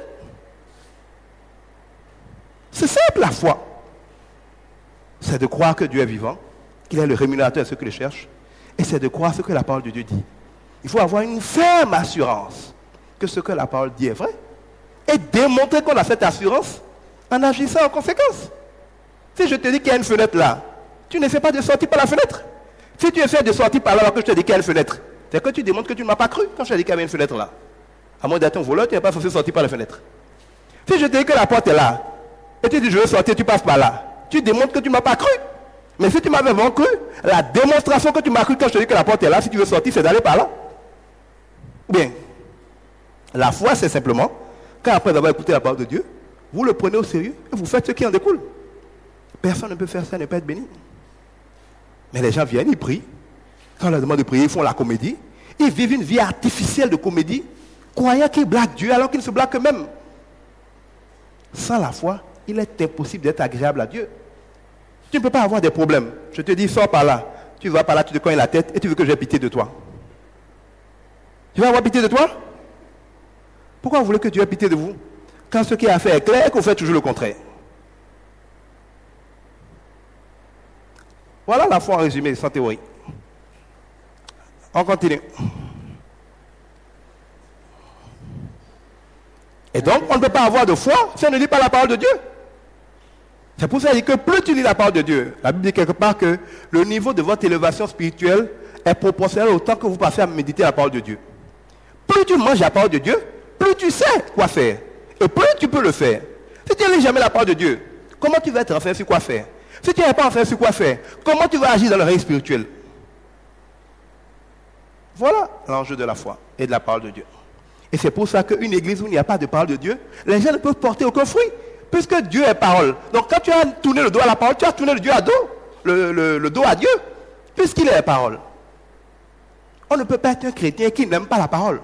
Quand il dit « je prie au nom de Jésus », Jésus est la parole. Donc tu pries au nom de la parole. Comment tu veux prier au nom de quelque chose que tu ne connais pas? Tu es un avocat, tu ne connais pas la loi, tu vas dire au président du tribunal qu'en vertu de la loi, il va dire quelle loi? Qu'est-ce que la loi a dit justement? Pour que tu sois en train de l'évoquer. Tu dis, ah, je ne sais pas, mais bon. En vertu de la loi, je réclame. Il va t'écouter. Oui, non? En vertu de quelle loi? Quel article de la loi? Je ne sais pas trop, mais en vertu de la loi, je veux que tu enfermes cette personne pour moi parce qu'il m'a loyé. Mais quelle loi dit que dans ta loi, il est enfermé? Je ne sais pas. Mais en vertu de la loi, je suis avocat, je te demande que tu l'enfermes. On va te l'enfermer. Ou bien c'est toi qu'on va enfermer pour outrage au tribunal.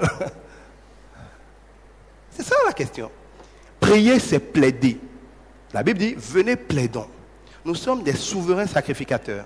Souverain, ça veut dire roi. Sacrificateur veut dire des gens qui portent les problèmes de Dieu, des hommes devant Dieu. En fait, le chrétien est un sacerdoce royal. Nous avons deux fonctions. Nous avons la fonction de porter les problèmes des hommes à Dieu, par la prière, par l'adoration, par la louange. Nous sommes des intermédiaires entre les hommes et Dieu. Et nous avons la fonction sacerdotale, la fonction royale,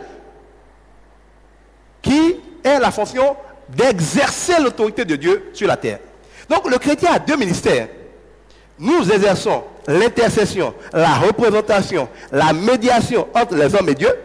C'est pour ça qu'on prie pour quelqu'un, on va prier pour un malade, on intercède pour un malade. Nous demandons des choses à Dieu, bénis les gens, sauve les âmes et consents. Mais nous avons aussi la fonction d'exercice de l'autorité de Dieu. Il dit, je vous ai donné les pouvoirs. Ceux que vous pardonnerez seront pardonnés. Quand vous fermez quelque chose, c'est fermé. Vous ouvrez quelque chose, c'est ouvert. Ce que vous liez est lié. Si vous commandez, vous le verrez s'accomplir. Si deux d'entre vous demandent quoi que ce soit, ils l'auront. Ça veut dire quoi? Il nous donne une autorité. Il dit, allez, exercez-la. Donc quand j'arrive quelque part, je dis au nom de Jésus, cette table est maudite. Ça, je ne demande pas à Dieu de faire quelque chose. J'exerce le pouvoir que Dieu m'a donné. Quand je dis, je chasse le démon, j'exerce le pouvoir. Je prophétise une année de gloire. J'exerce au nom de Dieu un pouvoir qui m'a délégué. Mais tout ça suppose la foi. Parce que tout ça s'exerce dans les limites de ce que la parole de Dieu dit. Donc celui qui ne connaît pas la parole, Je ne sais pas qu'est-ce qu'il va faire à l'église.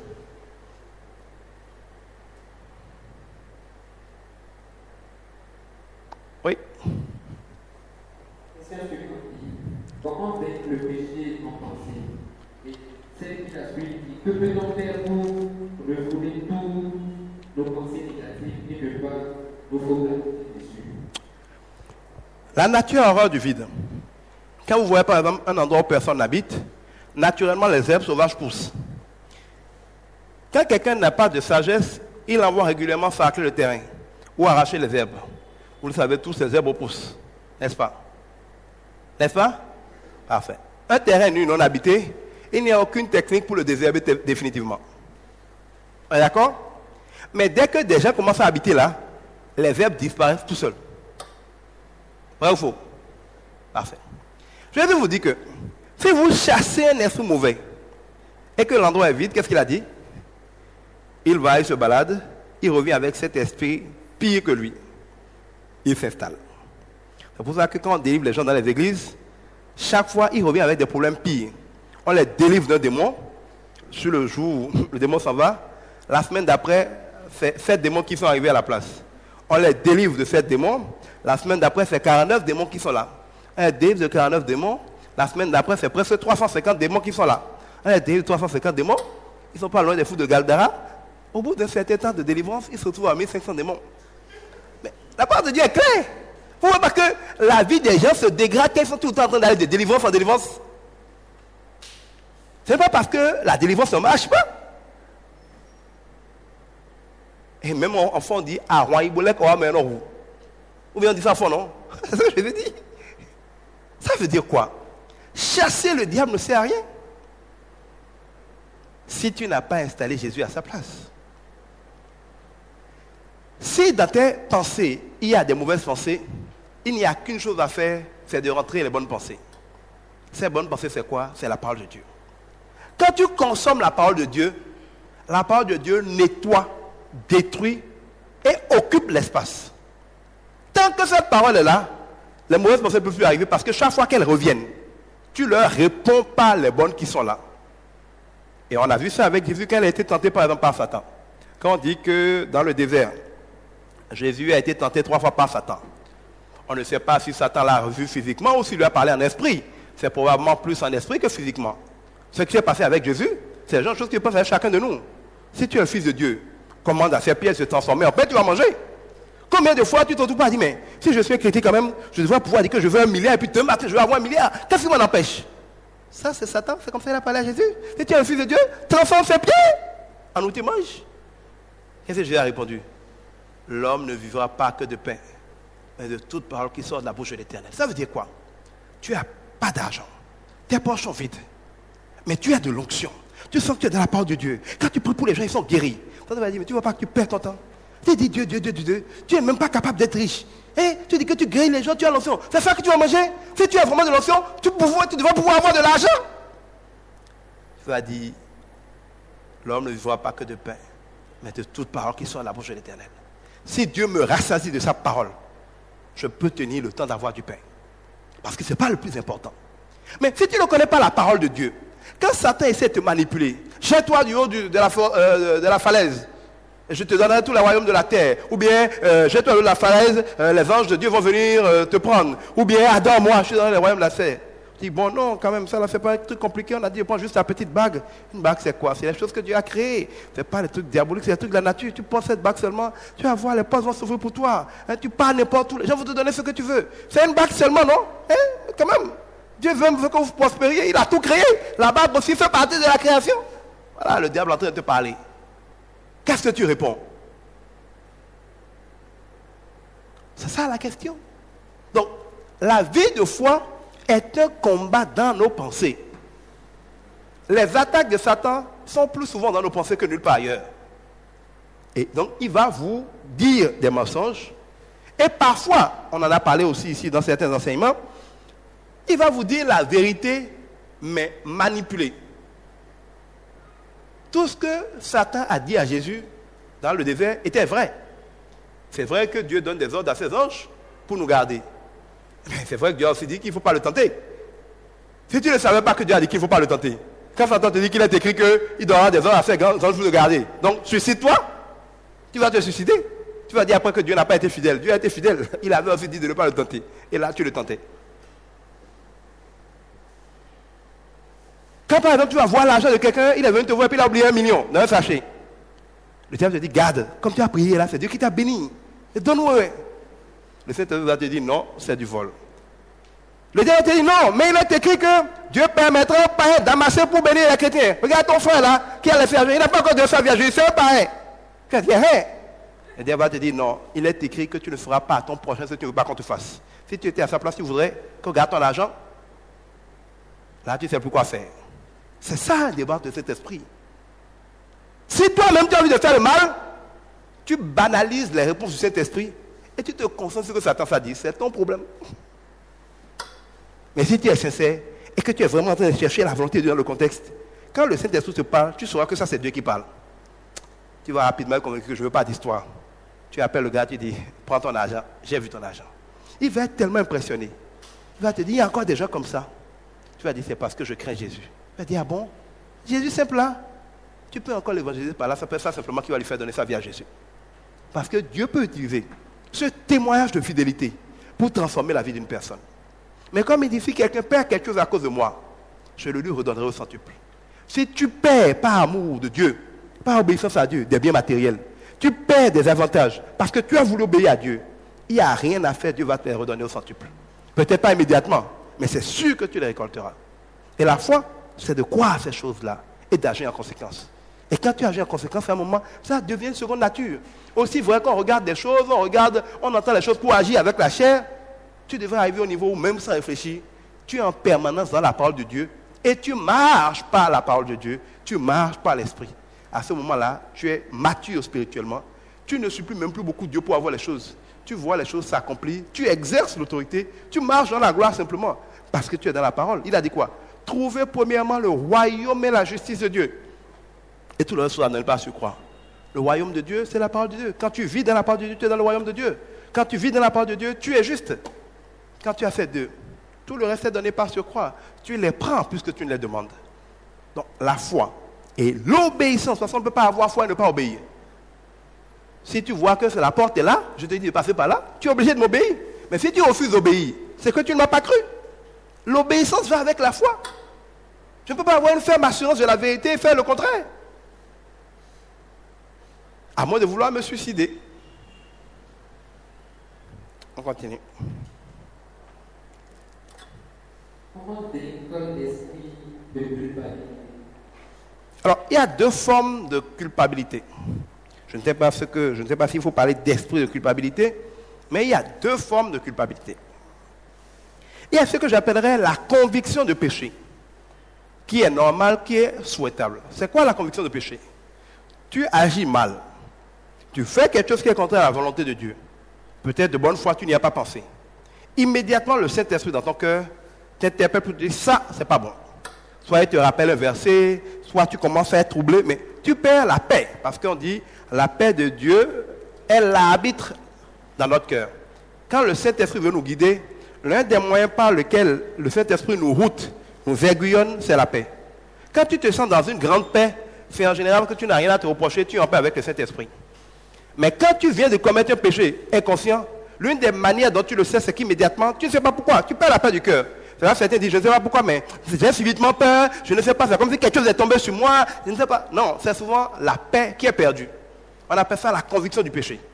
Quand vous perdez subitement la paix, évidemment, ça peut être aussi un fardeau de prière. Tu es là et puis subitement, tu as peur, tu as l'impression que quelque chose veut se passer. Commence à prier en langue. Tu ne peux faire aucune autre requête. Commence à prier en langue. Si tu sais prier en langue, c'est l'idéal. Si tu ne sais pas prier en langue, je ne sais pas de quoi il s'agit, mais je déclare que tu es avec moi, tout plan de l'ennemi est neutralisé, si c'est un danger, il est arrêté, ta grâce sera dans ma vie, je suis à l'abri du Très-Haut, je ne crains rien. Tu commences à dire tout ce que tu sais de la parole de Dieu pour baliser un peu ce qui arrive. Mais l'idéal, c'est de prier en langue. Là, tu fais des tirs d'élite, bien que tu ne saches pas d'où vient le problème. Et généralement, après, tu comprends ce qui venait se passer. Soit tu manques un accident, soit tu échappes à un braquage. Généralement, quelques temps après, on découvre toujours pourquoi Dieu nous avait activés à ce moment-là, subitement, à prier en langue. Donc, parfois, effectivement, on peut avoir un peu comme ces sensations de peur subite ou un peu ces pressions spirituelles qui arrivent, c'est parfois des fardeaux de prière. La première réaction, c'est toujours de prier. Mais au-delà de ça, souvent, on peut perdre la paix. Simplement parce qu'on vient de pécher. Ça peut être que tu as dit quelque chose. Par exemple, tu t'es disputé avec quelqu'un. Et puis subitement, tu perds la paix. Et Saint-Esprit veut te dire, ça là, tu viens de commettre un péché. Parfois, c'est dans tes pensées. Tu as convoité la femme de quelqu'un, ou tu as regardé une image pornographique, ou bien tu viens de décider de faire quelque chose, de te venger. Toi, tu l'as fait sans même réfléchir. Mais tu perds la paix. Quand tu connaîtras le Saint-Esprit, quand tu perds la paix, il vient te dire, c'est comme un sifflet quoi. Tu es en train de jouer, il y a un coup de sifflet. Tu te regardes avec pouvoir, mais de quoi il veut parler? Quand tu perds la paix du cœur, arrête-toi maintenant pour voir de quoi le Saint-Esprit veut te parler. Tu fouilles généralement les minutes qui ont précédé la paix de la paix. Tu trouveras, si tu connais la parole de Dieu, pourquoi le Saint-Esprit a sifflé. Donc là, c'est le Saint-Esprit qui te donne la conviction de péché. Il te culpabilise. Mais quand le Saint-Esprit te culpabilise, qu'est-ce qu'il veut? 1, que tu comprennes que c'est mauvais. 2, que tu regrettes de l'avoir fait.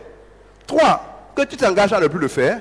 4, que tu lui demandes, parce qu'il est mort à la croix pour pardonner le péché, pour nous laver par son sang, de te pardonner, de laver tes péchés, et de te rendre juste devant lui. Il dit, si tu regrettes, si tu demandes pardon, tu es pardonné. Donc, le Saint-Esprit va donc te culpabiliser pour que tu t'arrêtes, pour que tu ne continues pas, pour que tu apprennes à ne plus recommencer, pour que tu lui demandes pardon, pour que tu invoques son sang. Mais dès que tu as fait ça, tu dois savoir par la foi que tu es déjà pardonné. Tu ne peux pas finir de faire ça, avoir demandé pardon et dire encore, hey, est-ce que Dieu m'a pardonné maintenant? Ça veut dire que tu n'as pas de foi. Or, nous venons de dire, la foi c'est le vie spirituel. Si je te dis par la foi que tu es pardonné, tu reçois par la foi que tu es pardonné, point final. Donc, quand c'est le Saint-Esprit qui te donne la conviction du péché, que tu fais ce processus-là, tu demandes pardon. À l'instant où tu as demandé pardon, c'est pas demain, c'est après demain. À l'instant où tu as demandé pardon, Dieu t'a pardonné. Point final, tu oublies ça. Et tu continues ta vie sans aucune culpabilité. Et en général, tu n'as plus ce sentiment, c'est-à-dire, cette paix que tu as perdue, dès que tu as demandé ainsi pardon à Dieu sincèrement, ce n'est pas le truc que certaines fois de contrition, mon Dieu, je te demande pardon de t'avoir offensé sans même y penser. Dieu ne joue pas ce jeu-là. Dieu regarde au cœur, pas aux apparences. Dieu va regarder si tu es sincèrement repentant de ce que tu viens de faire. Si tu es sincèrement repentant, que tu demandes pardon, tu vas voir que ta paix va revenir. Là, tu sais que c'est juste la conviction de péché du Saint-Esprit. Mais il y a d'autres cas où ce n'est pas la conviction de péché du Saint-Esprit. C'est le diable qui veut te culpabiliser. Et je donne souvent cet exemple. C'est comme si un enfant a cassé le pare-brise de son papa. Son papa n'est pas là. Et sa maman lui dit, si ton papa vient, il va te tuer. L'enfant a 5 ans ou 7 ans. Il fuit la maison, il fait une fuite tellement il a peur de ce que son papa va lui faire en arrivant. Mais le vrai problème, c'est que déjà, même si à 17 h que ça s'est passé, quand le papa arrive à 21 h, il ne le voit pas, il dit, je l'attends depuis ferme, il va arriver, je vais le corriger. Si à minuit, il ne voit pas l'enfant, il est déjà silencieux, la maman pleure déjà. Si à 3 h du matin, il n'a pas vu l'enfant, il commence déjà à appeler le commissariat, les hôpitaux. Et si l'enfant ne vient pas pendant un mois, c'est sûr qu'ils vont tous maigrir, si certains d'entre eux n'ont pas piqué de crise pour mourir. Ça veut dire que, passé déjà les premières heures, la colère du papa est déjà passée, il a déjà fait miséricorde. Maintenant, c'est la vie de son enfant seulement qui est son souci. La maman n'en parle pas. Elle va commencer à dire, oui, c'est toi, c'est pas toi, tu es trop méchant, c'est à cause de toi que mon enfant est parti. Elle va en même temps commencer à culpabiliser le papa. Dans tous les cas, le papa aura perdu sa joie, la maman aura perdu sa joie. Et le fait de trouver leur enfant, ils ne vont même plus se rappeler ce qu'il a fait. Ils vont même faire une fête simplement parce qu'ils ont trouvé leur enfant, s'ils le trouvent par exemple au bout de 2 jours, au bout de 3 jours. Nous sommes d'accord? C'est pareil pour Dieu. Quand vous avez péché, passez sa colère, parce qu'il est miséricordieux, il vous pardonne, il passe l'éponge. Mais Satan est comme ce bandit qui voit ce petit garçon et reprend sa maison et dit, ah, pourquoi tu es là?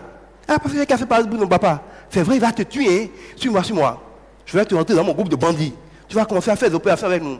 Le jour où le petit dit, mais est-ce que je vais quand même pas retourner à la maison? Monsieur, papa me frappe, c'est pas grave. Hein?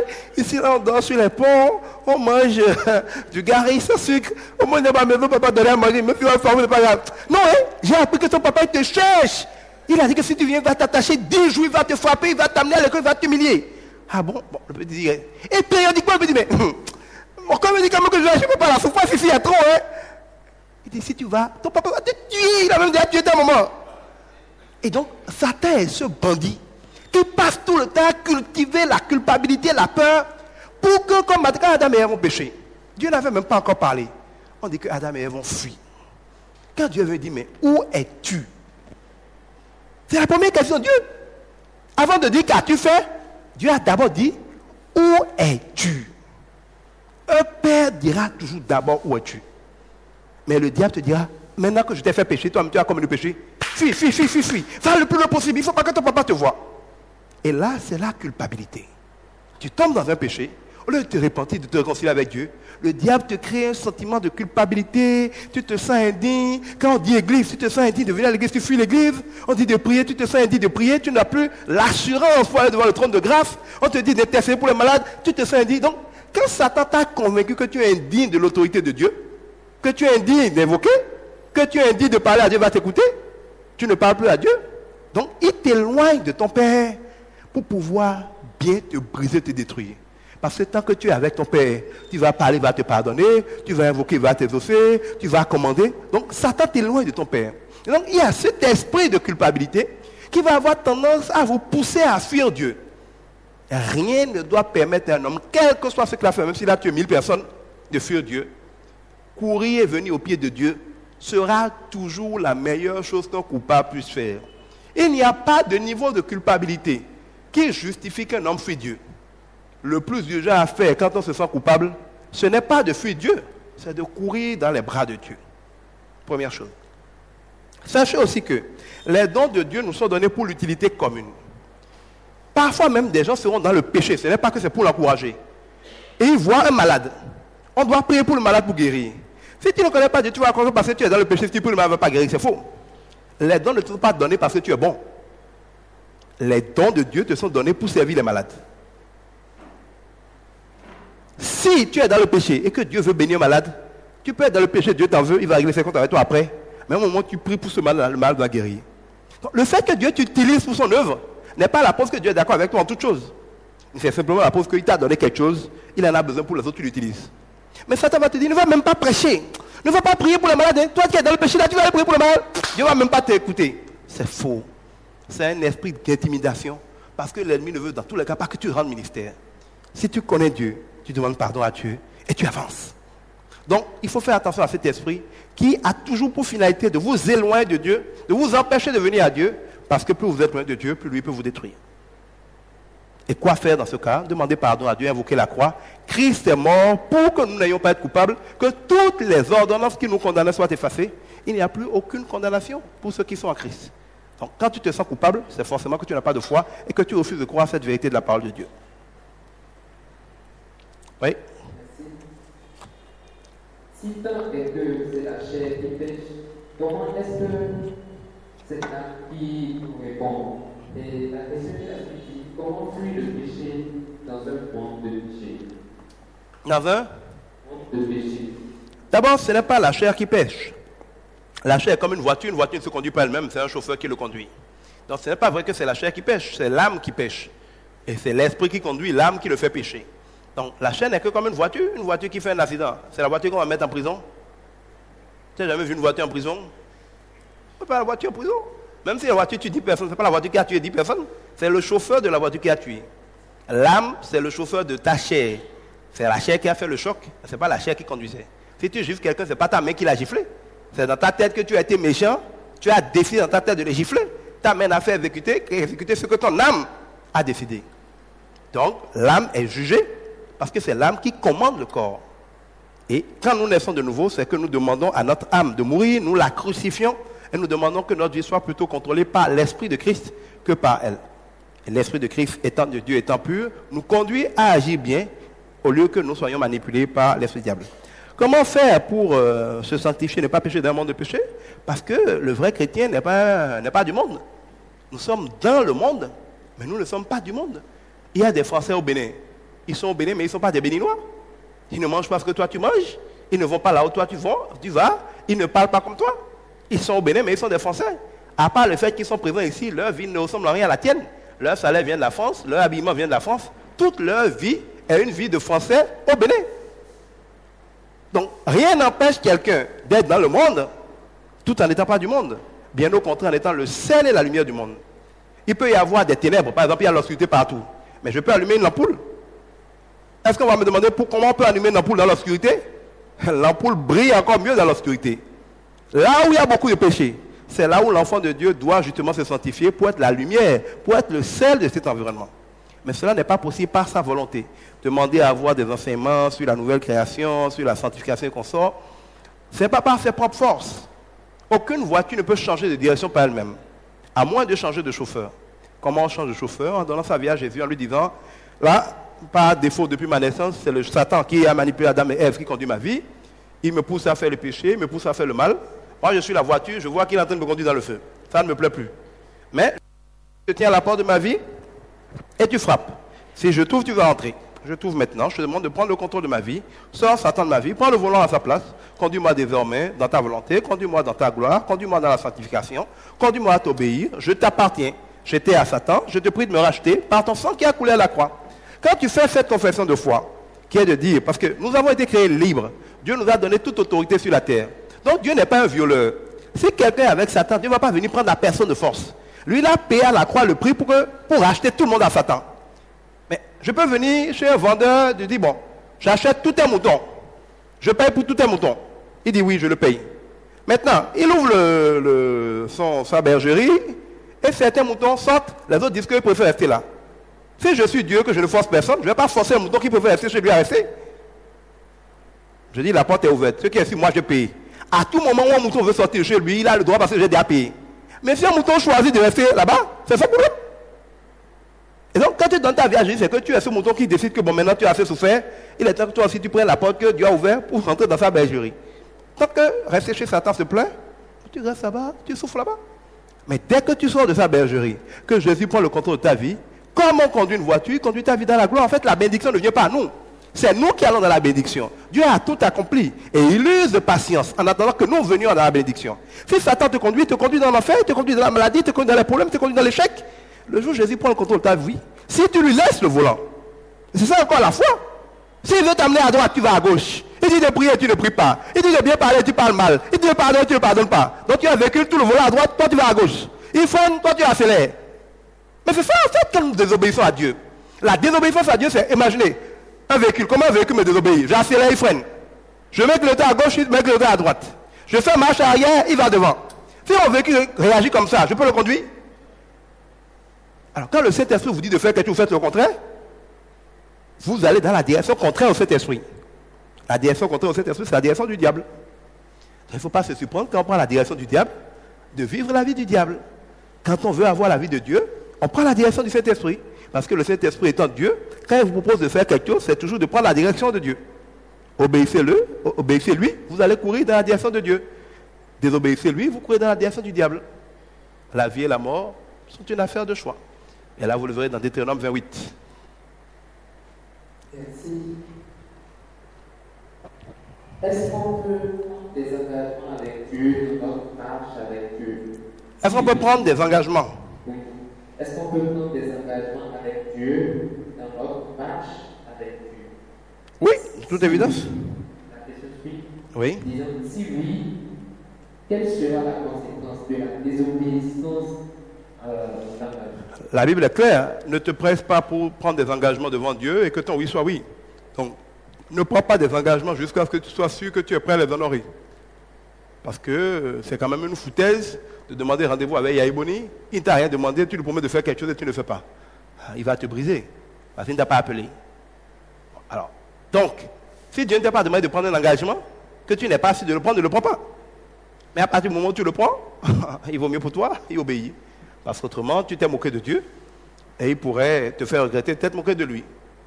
Donc, effectivement, quand tu n'es pas sûr de pouvoir, ne t'engage pas. On peut souhaiter quelque chose. On peut demander à Dieu de nous aider à faire quelque chose. D'ailleurs, c'est ça l'humilité en réalité. C'est Dieu qui donne le vouloir et le pouvoir. Plus vous connaissez Dieu, plus vous découvrez que la plupart des choses que Dieu attend de nous, c'est encore lui qui nous les donne. Donc, nous allons demander plus souvent à Dieu de nous aider à relever des défis, à faire des choses. Mais il faut vraiment très très rarement, il faut être vraiment convaincu par le Saint-Esprit avant de lancer un défi à Dieu en disant, si tu fais ça, moi je fais ci. Parce que souvent quand on n'en a pas, bon, Dieu est miséricordieux, souvent il va nous pardonner, mais il ne faut pas multiplier ce comportement, parce qu'il pourrait te prendre un jour au mot et te le faire regretter. Oui, c'est bon? Parfait, on va se lever pour la prière finale.